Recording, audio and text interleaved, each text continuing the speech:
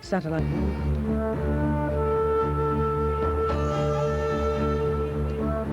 In every part of Asia, there's a great transition going on. Societies are modernising themselves at a pace that none of us could have possibly anticipated. It's satellite heaven. I mean, what other technology is possibly going to work to reach all of the people? Satellite television has brought the information age to the entire world, no matter where you are. Satellite television is a part of the latest phase of Western aggression over the Third World. Nobody's here for charity, I don't think.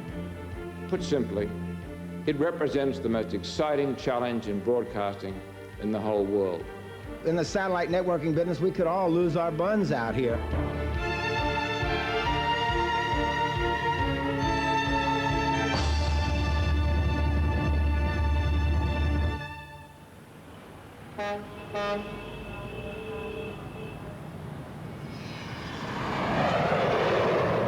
Satellite broadcasters are now fighting for Asia. Huge populations and economies expanding at 10% a year are commercially irresistible. Media moguls from all parts of the globe are converging.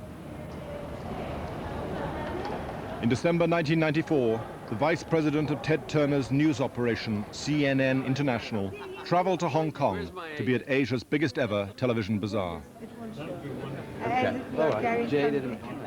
It's a great opportunity to meet with a lot of people from all of these countries, each of which is in a slightly different stage of development. You're here looking for somebody, right?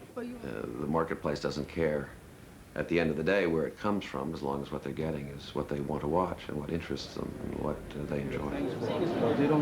150 channels will beam across Asia by the end of 1995, and there's a limitless demand for programs. Merchants from east and west laid out their most tempting wares.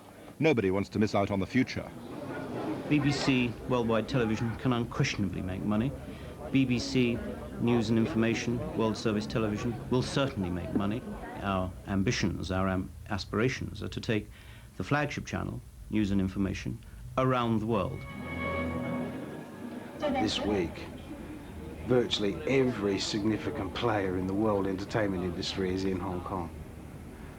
It's recognition of the fact that this is the most exciting developing television market in the world, and it's good to see the rest of the world discover that.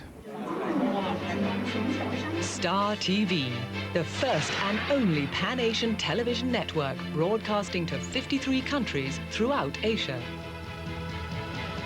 The network was born in 1991. At the beginning, it wasn't simply a money-making exercise. It was a real feeling that you were a pioneer in uncharted territories. It certainly wasn't a safe gamble at any stage. 4 years ago, a wealthy Hong Kong trading family risked $300 million relaunching a burnt-out satellite to beam programs down to more than 50 countries. AsiaSat was the most powerful satellite in the Asian skies. Star TV could reach 3 billion people across 12 time zones, from Turkey in the west to Japan in the east. The original strategy for Star was that the network would look at or attract the top 2 or 3% of each country economically within our footprint, and that would add up to a very sizable market, given the fact that we were beaming into 52 or 53 countries at the time. Imagine having access to 5 different channels, 24 hours a day. The 5 new channels which descended on Asia included sport, music and entertainment from the West. The new BBC World Service Television was part of the Star package. The Asian deal came along almost as an accident. They were people who needed our programs, and we had programs which we could put on AsiaSat. So it wasn't so much a strategic decision to go into Asia as to take the first opportunity, which happened to be a huge one, to sell our programs to a major satellite operator. We had always been focused on what Star TV was doing in Asia. Right from its inception, we were intrigued by it. It was something we monitored very closely. I guess in the full knowledge that at some point we were going to become very active in Asia. The recent acquisition by News Corporation of a majority interest in Star Television, based in Hong Kong, has changed the landscape for our company's broadcasting strategy. Our ambitions include the creation of new channels with worldwide reach. With our partners, we will aim to create and cover global events. When he bought Star in 1993, it was losing $1 million a week. But Rupert Murdoch thought it was worth risking $525 million. While his competitors hoped he would come a cropper, Murdoch saw Star as a crucial part of his global satellite empire. It had the tremendous advantage of having a far superior satellite signal, and so the growth of reception of the Star programs far outpaced the growth of CNN during this period of time, and indeed outpaced everyone else. It had a better distribution vehicle, and it had the exclusive right to use that distribution vehicle. Today, Star is in 54 million homes throughout the region, way ahead of its competitors. But now, Murdoch's rivals are joining the fray. We've been here with CNN International since 1982. It's estimated that with our current satellite setup, which is inferior at the current time to the Star TV network, but we are in about 9 million homes in the region via 4 satellites. And with AbStar 1 this year and AbStar 2 next year, we and the gang of 4 others will give Star a real run for their money, we believe.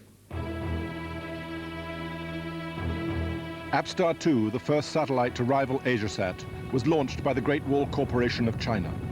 It was on this vehicle that Ted Turner hoped to challenge Rupert Murdoch's Star.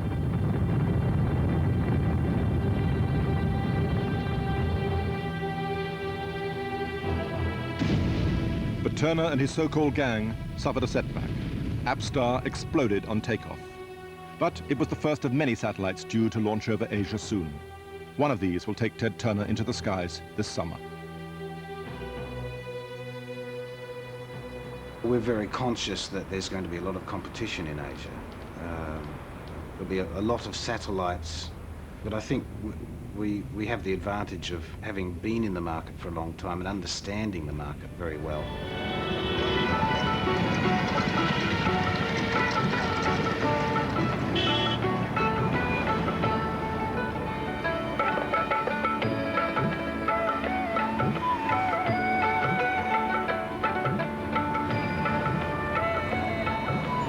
India is the prize market in Asia today.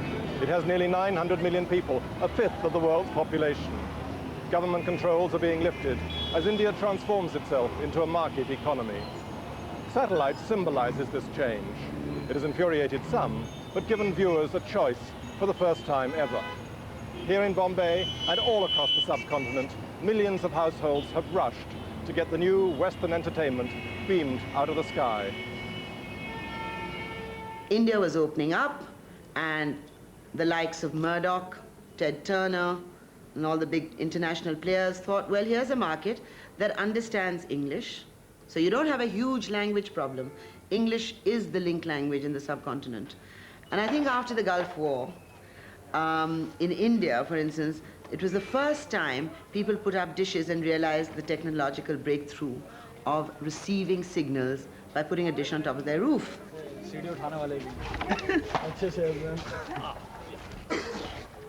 Mrs. Roop Sharma is a shining example of Indian business initiative. Satellite made her an entrepreneur.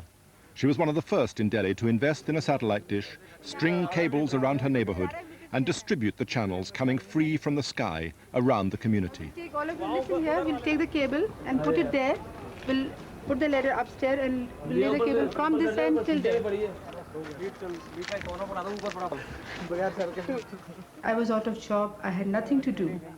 I was living in a colony where there were 250 houses. I thought I can take wire and feed these 250 houses and giving them the same program running at my own place. Because I was a science graduate, so I thought I can do it. It was an adventurous new thing, total new thing.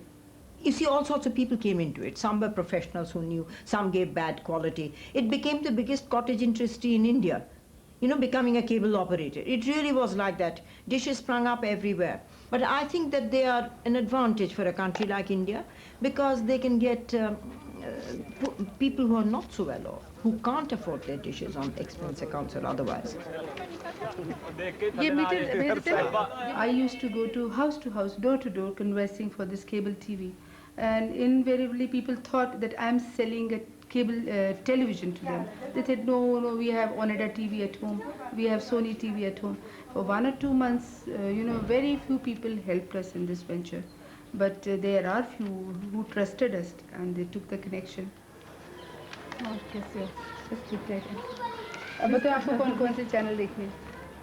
There was no real competition. Since television first came to India in 1959, the state broadcaster Doordarshan had had total monopoly. It was not exciting. Doordarshan was deadly dull because it had a monopoly, and what's worse, a government monopoly. So what was doled out to the viewer was what government thought you ought to see, you ought to know, you ought to hear. और इसके बाद हमें जब भी किसी प्रश्न को हल करना होगा तो हमें वितरण नियम की आवश्यकता नहीं होगी बल्कि हम सीधा ही सूत्र का प्रयोग कर लेंगे. All these programs coming on satellite television looked very bright, looked very attractive to the viewers, and somehow Doordarshan, you know, looked very drab in comparison. I think there was a lot of demoralization. 7 months after he'd bought Star, Rupert Murdoch visited what he hoped would soon become his biggest market in Asia.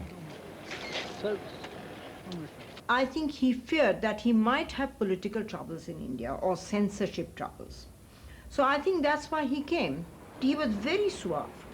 He was very polite about Indian culture and civilization, and he wasn't going to interfere with it. He said all the right things. Oh, I think Indian culture is very strong. It can look after itself very well. We thought that since we were doing business together, like we were relaying his channels and we were earning money, so we should meet him. We thought of meeting him, and it seems that he is too busy a man to meet cable operator who are making him popular. Offended, the cable wallahs threatened to cut off Star TV for the whole of his 5-day visit. The ploy worked. The next day, he agreed to give them 10 minutes.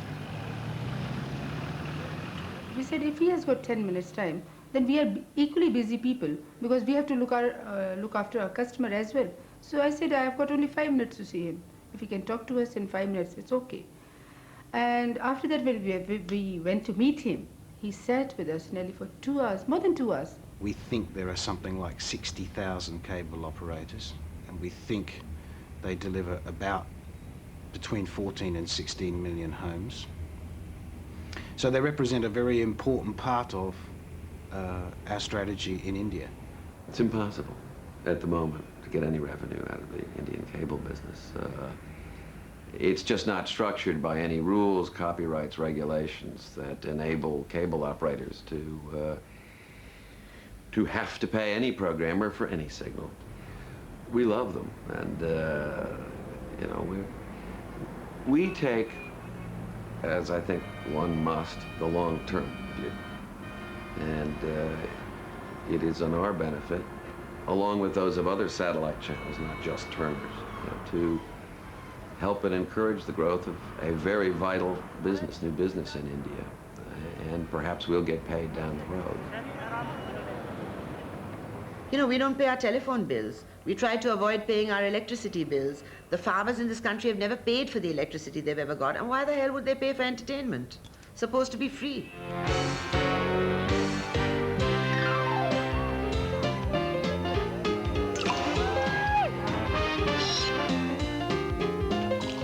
With no subscription income, Star TV hoped that revenue would come from advertisers, eager to target the richest 3% in India, some 27 million people. People like Mrs. Amrigar, living in the middle-class suburbs of Bombay.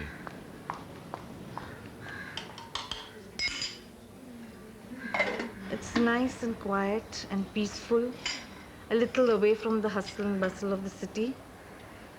And I just do the little bit of housework, my daily shopping, and just look after the house, and that's all. I'm mainly a housewife. There were many like Roshni Amrigar who welcomed the new window on a Western way of life. Most of the Doordarshan programs I don't see. English programs are more interesting. I'm on my own today. Well, I like the soap operas and the different variety of programs that they show on Star Plus. It's quite entertaining. I like Santa Barbara. I have a lot of friends. And evenings we meet down, we discuss our soap operas, and we try to predict what the next days would be, what would happen next in Santa Barbara. I think that in Santa Barbara we see a part of American way of life, which is more free. Indians are very narrow-minded. They would not want to be demonstrative and, show their true feelings out in society. Whereas the Western culture, the Western way of living is more free.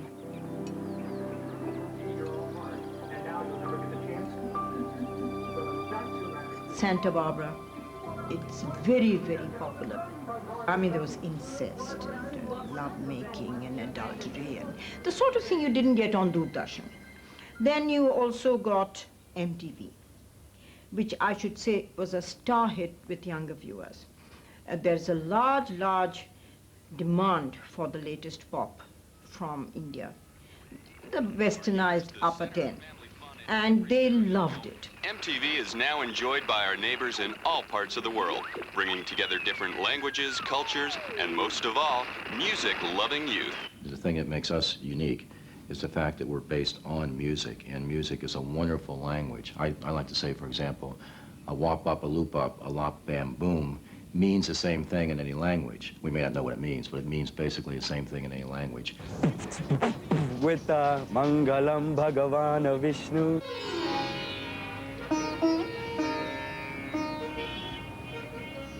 But the need to protect Indian values and traditions from the Western space invaders is still debated. Television has immense potential to educate people. In India, 65% of people are illiterate. But you are carrying Coca-Cola to them, you are carrying Pepsi-Cola to them, you are carrying a Madonna to them, you are carrying a Michael Jackson to them. You are making them wear clothes which for 5,000 years nobody wore in this country. This is what you are carrying to them. You are not telling them about health, about hygiene. But through the satellite television, you are trying to sell something that is totally alien. You are making them a captive audience for your entertainment, which is foreign. With a different theme every night. 5 chances to indulge in romance.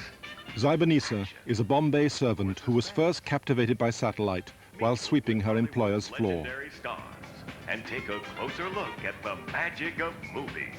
फिर मेरा आदमी कुछ करने नहीं लगा, फिर इसके लिए फिर मैं भी करती हूँ, बच्चे भी करते मेरे। फिर नहीं करेंगे तो फिर कैसा चलेगा, मेरा घर चलना मांगता ना, बच्चे खाने वाले 2-3 होंगे तो फिर मेरा घर चलेगा ना। कर लेते कैसा भी, थोड़ा बहुत ऐसा चल जाता है, ऐसा कि अपना चल जाता है। Zaibanisa earns 600 rupees a month. That's about 12 pounds. She's lived in this street in the slums of Bombay since she married 10 years ago. This one room is home to her, her husband, and 3 children. There's no fresh water, no sanitation, but since last year she's been connected by cable to satellite television. She pays 100 rupees each month to her local cable operator, 1/6 of her income. बच्चे लोग है ना, अभी दूसरे के घर में जाते, दूसरे को तकलीफ होती, इसके लिए मैं क्या करती, बच्चों के वजह से काम करती, वो बाई के उधर से लेकर आई, आधा पैसा, हाँ इसलिए लेकर आई, आधा पैसा भर के आधा पैसा उधार रखी थी, फिर पगार में से थोड़ा थोड़ा उसने काट के, उसने अपने घर में थी वो दी मेरे को. What is valid in the West is not valid for my country. You have a whole different set of values. Your problems are problems born out of affluence. My problems are problems related to poverty. Beam your consumerist culture to this country. The whole egalitarian concept is removed. You have a section of the community which can afford these things, and you have an overwhelming section of people who are not able to afford these things. In fact, Star's original Western programming never seduced the Indian masses. and the audience it did attract was not large enough to keep the advertisers happy. The agency executives watch Star. Maybe I watch Star. But that doesn't mean that the 900 million people in India watch Star, because only 2% of that population knows English. अभी हिंदी जानते ना, English तो पहचानते नहीं बराबर, तो हम लोग क्या करते, हिंदी देखते. अगर इंग्लिश समझता होएगा तो थोड़ा बहुत इंग्लिश हिंदी जाए. It was mostly the urban elite who were watching it. And initially, as far as, if you want my opinion, I think it was a status symbol to say, oh, I'm watching so-and-so program and I'm doing this. But after a few months, the initial sense of euphoria began to pall. As a result, the viewer, who I think in India is very discerning, surfed around and went back to the local language channel, which was not particularly good either. Rupert Murdoch recognized within 6 months that this was not a country where you can dump any old program. Murdoch's people realized that unless they devised a completely new strategy, their star would never rise.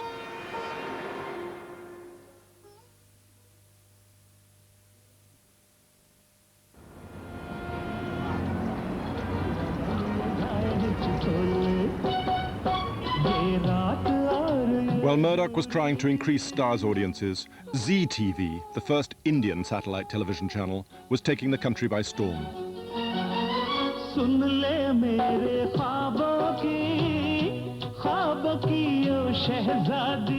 Zee went by playing Hindi soundtracks from being a less than shoestring operation cobbled together by a couple of guys in a back room in Bombay to, without a doubt, probably the most successful story in broadcast history, making its money back in the first year in spades.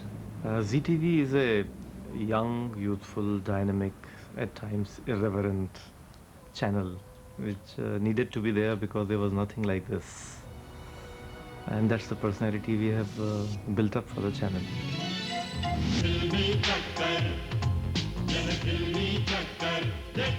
Zee was launched in 1992, backed by local business. Offering a diet of family entertainment in Hindi, it was soon taking nearly a quarter of all television advertising. Millions more people were linking up to satellite, not because of Star, but because of Zee.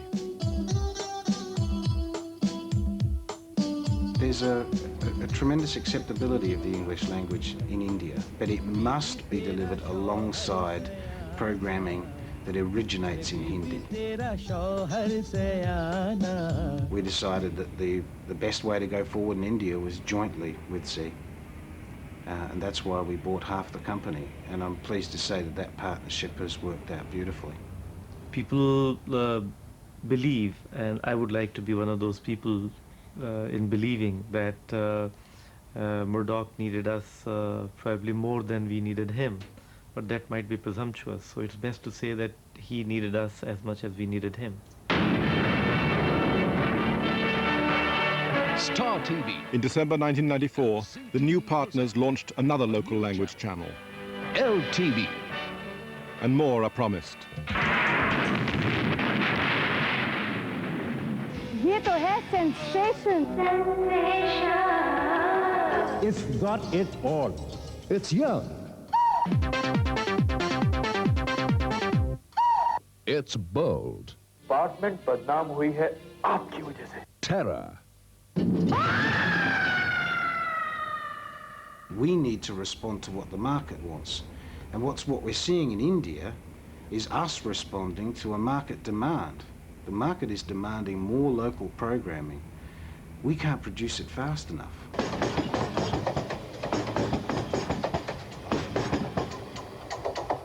I guess the oversimplification of the strategy was to demonstrate to people that this business about cultural imperialism was nonsense, and to demonstrate it not by words but by deeds, and to recognize the fact that international programming on its own was never going to penetrate any of the important markets of Asia.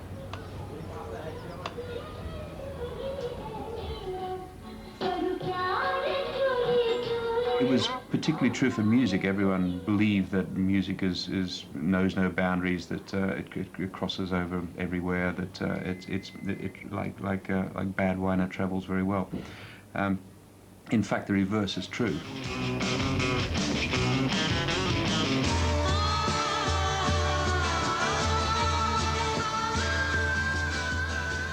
MTV fell out with Star in early 1994 and left the network, believing they'd be more successful on their own. Star seized the opportunity, and its music channel was reincarnated as Channel V, playing overwhelmingly local music. We are not seen as a Western interloper anymore. We have our VJs on the ground there now. They are touchable, they're patently Indians, and it's taken a lot of heat off what I think probably could have become quite a nasty situation if we had remained as a Western channel beaming into India.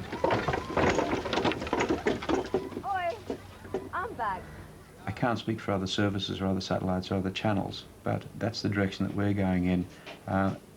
Not because we have a great sentimental attachment to Indian culture, but simply we realize that that is what our business is, and it won't grow at all unless we address that. Hey Ram, ye kya ho raha hai?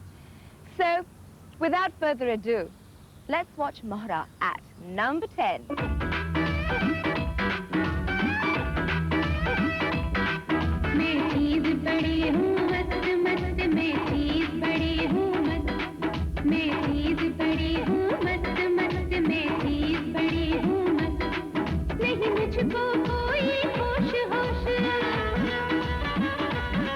Everywhere I go, it's local programming that's proving to be most popular. The majority of our staff everywhere are local producers and editors provide the concepts and ensure the cultural priorities. That's the big game. What we're in is the little game, I think. Unlike Murdoch, Turner is aiming only for the English-speaking audience. His cartoon and movie channels, soon to be beamed into India, are neither subtitled nor dubbed. On TNT, the deck is always stacked in your favor. We have certain movies and cartoons that we own that we're putting on TNT and the Cartoon Network. And certain programs, I mean, I've already run in many countries on local stations. The Cartoon Network. The asset we are seeking to exploit is the asset of these very large libraries of television product. Now, that product may well be irrelevant to the Tamil speakers or the Hindi speakers, but as long as we can capture some percentage of the English fluent market, you know, we'll seek to do that first. Basically, though, we don't worry too much about the competition. We do the best job that we know how to do of broadcasting and let our competition do the best job they know how. And amongst magazine programs on BBC World, The Clothes Show has the fashions for summer 1995. Like Turner, the BBC is recycling its domestic programs. That's cheap. What's costing new money is the BBC's determination to challenge CNN as the leading world news service. To them both, this is the important battle. The profits are not in money yet. They're in prestige and influence. BBC World. What really made us get into it, and what made people realize that we had to get into it, was the impact of CNN during the Gulf. And that crystallized opinion. They said, we cannot just have one organization, CNN, dominating world television like this. The BBC has got to be in there as well.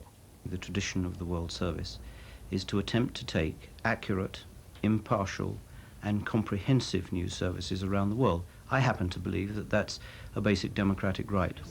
We do our very best to ensure that we're speaking to an international news agenda. Not a British agenda, not an American agenda, an international agenda.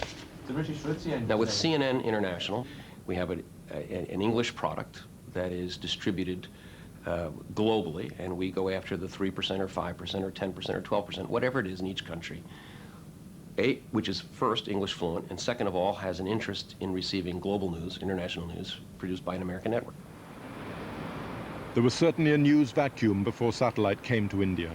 The state broadcaster was not only dull, but deferred to the demands of the government. Before satellite arrived, New Doordarshan was, you had a telecaster who read out government handouts, more or less. news as given by Indian news agencies. There was nobody at the floor level who would have the gumption or the courage to take editorial decision there and then. He'd ring up the cabinet secretariat, or he'd ring up the Ministry of External Affairs. And even they would say, hey, I think when in doubt, cut it out. Just don't use it. That happens even today. So long as Doordarshan remains a government thing, the interference of government ministers is going to continue. So to a large extent, the Director General runs Doordarshan as an organization, but he is always subject to the orders of the Secretary and the Minister of Information. Certainly, there is a certain amount of conditioning by the fact that it is a state-run organization. That is inevitable. I mean, it is state-run, so it would perhaps pay a little more attention to state news than it would to other things. This is a commemorative program to Mrs. Gandhi, the sort of thing which comes up every year. They seldom have any variations on it, only it's a new set of people saying how well they knew her, how good she was, how wonderful she was. You never have anybody saying that she made one little mistake somewhere. I can't help remembering a classic remark which Mrs. Gandhi made during the emergency. There was a station directors conference, and it was a secret conference, but I got this from my husband, who was then a station director. He stood up and asked, "Madam, what about credibility?" So Mrs. Gandhi, who was then Prime Minister, she had already been Information and Broadcasting Minister, said, credibility? What is credibility? This is a government department, and it will remain a government department. And I think that's how it has more or less carried on down the years. I wish I could say that Doordarshan is as credible as the BBC. It certainly is not. For reasons other than the way it presents the news. I'm afraid that's a situation one will have to live with. The BBC has had, I think, to work very hard to build its present reputation up. And it'll take us a long time to do that too. 15 minutes before the ceremony was due to start, all seemed to be going smoothly. Hindu holy men were sitting peacefully on the open ground in front of the mosque. At the end of 1992, there were violent conflicts between Hindus and Muslims over the possession of the Barbary Mosque in Ayodhya. This was the first time that the BBC's journalistic principles clashed with the interests of the Indian government. Seemed to make any effort to stop them. There's no question that in terms of a BBC news item, wherever it was broadcast, by radio, by television, anywhere in the world, the storming of the Ayodhya mosque had to be covered as a news item. Doordarshan didn't use its visual footage because it was then the perception in the Doordarshan newsroom that if they did, there might be a tremendous kind of backlash. I think the objective of Doordarshan is to ensure communal peace, harmony within the country. And as a result of these, the same visuals being shown again and again and again by BBC in about 14 or 15 or 16 times in a day, that started off a chain of reactions all over the country. I don't believe that it did anything whatsoever to exacerbate the sensitive situation that existed at the time. I accept entirely the need for proper cultural sensitivity, whether that's in relation to religion or sex or language or the culture of a society. That, to my knowledge, does not extend to accepting a censorship or a veto on the news content of our programs. I know from CNN's point of view, and I can only presume from the BBC point of view, that we all do the best we can to report objectively and fairly the events we see. Satellite now makes it impossible for the government to censor the news with impunity. Well, the state ultimately will have to give up its control of the media gradually as the competition from the satellites mount. And Indian industry begins to feel that the only response is private television. And to that extent, satellite television is the motor that will get the government to release its tenacious hold on national television. 2 years ago, my colleague and I felt that, it was a logical extension from the printed word to get into the electronic media. So we said, why don't we trigger off a company that will deal with news and current affairs, which we understood. Spring 1995. India's first independent news channel takes its place in the sky. Malavika Singh has raised $100 million to start her company. She is one of many independent producers determined to join the satellite race. Prime time, in the evening, we will have current affairs shows like you have anywhere else in the world, debate, discussion, interview, the works. Democracy is important to us, freedoms are important to our people, and I think that it will be a winner. As became more and more clear on this trip around India, the international barons now have to reckon with India's own entrepreneurial spirit. Indian broadcasters will not allow foreign multinationals to cream off all the profits in this huge new industry. In the next 2 or 3 years, we'll probably have, maybe a doubling or tripling of the channels available in India. And so there's no way of getting away from them. At one stage, we were faced with this, with the question as to whether we should try to control, the satellite channels in some way, or whether we should take them on in a spirit of competition. And we chose the latter. Other governments in Asia are trying to ban satellite television. In India, proud of its democratic traditions, that will not happen. Satellite does bring dross, but many Indians believe it is also reinvigorating their democracy. Those who protest against it are increasingly isolated. As far as the technical aspects are concerned, my knowledge is limited, but if I have an opportunity, then satellite television will not be able to operate the kind of programs that it is operating in this country. We will not allow it. Well, you know that George is a very dear friend of mine. You know he threw Coca-Cola out of India and it's back. Now, to an Indian, it is Coca-Cola culture which is coming. You know, you can protest about it, but you can't stop it. See, the winner in this whole game will be a satellite or a broadcaster or a maker of the program who is giving program according to the Indian culture and our choice. It's condescending to the people of this country to assume that they're foolish enough to accept anything that's thrown at their faces. We've had cultural invasions in this country. We've had Islam come in here. We've had the Brits come in here. What's wrong with us? We've survived it all.